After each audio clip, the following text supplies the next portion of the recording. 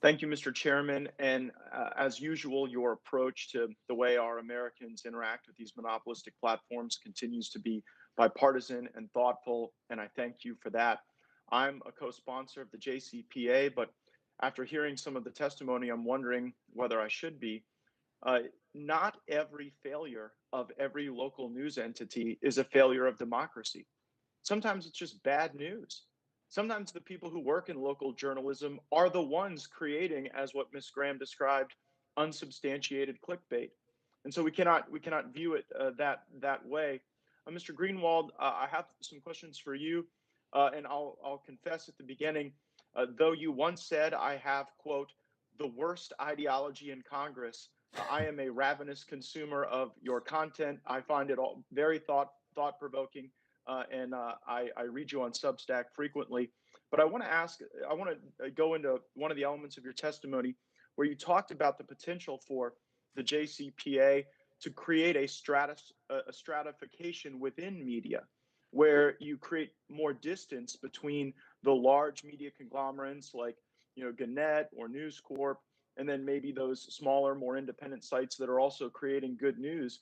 Are you worried that by trying to remedy the monopolies in big tech, we create greater challenges in the monopolies of big media and make it even harder for independent, gritty journalism to survive?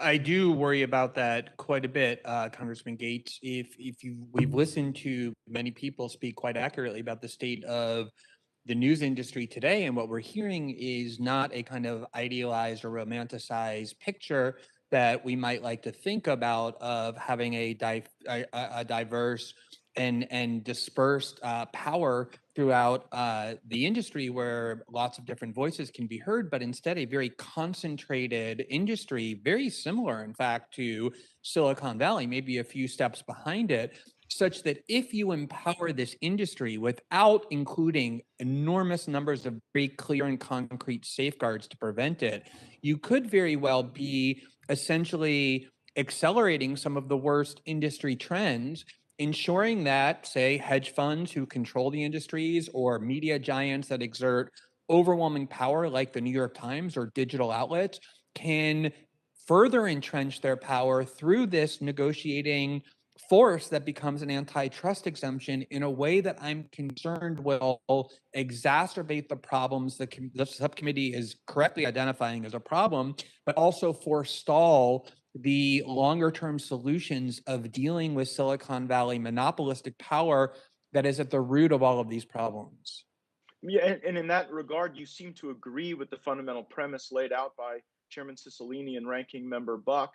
I mean, you are one of the founders of The Intercept. As a result of The Intercept not liking some of your criticism of the political left, you had to leave the entity you co-founded. You go to Substack to write, and now even at Substack, there are efforts underway to cancel and censor journalists who are critical of other journalists. And so, if the remedy that Mr. Cicilline and Mr. Buck have proposed is not the right one, what insight would you offer in order to get at the core problem?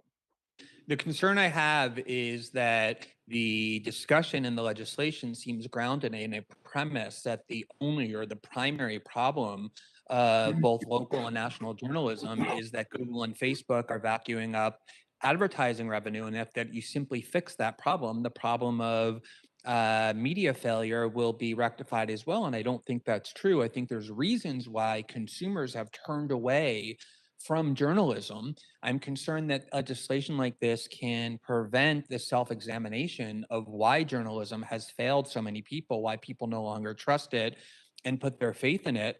And I do absolutely believe that the problem of Silicon Valley monopolistic power and its ability to interfere in our politics and to impede a free press is a very serious one. But oftentimes it's the media itself, it's journalists themselves who are demanding that that power be exercised in a censorious way that undermines a free and diverse press. And that's why I think that until the problem that this subcommittee identified in that report is addressed head on, which is breaking up the monopoly powers of this industry, none of these problems will really be fixed. And oftentimes these piecemeal solutions can make them much worse by empowering an industry that's causing many of them in the first place.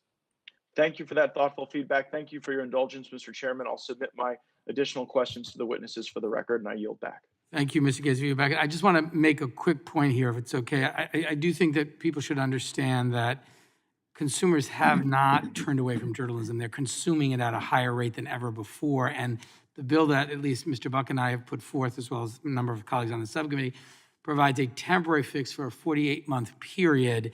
And in fact, anything these larger media companies would negotiate would be available to the smallest rural newspaper in any city and town in America, which I think protects against some of the concerns that Mr. Greenwald mentioned. So I think we've thought about that, and I think the bill responds to that. And finally, I'd just say that with respect to the larger challenges of antitrust and monopolization, the committee intends to be very active on all of the solutions contained in our report.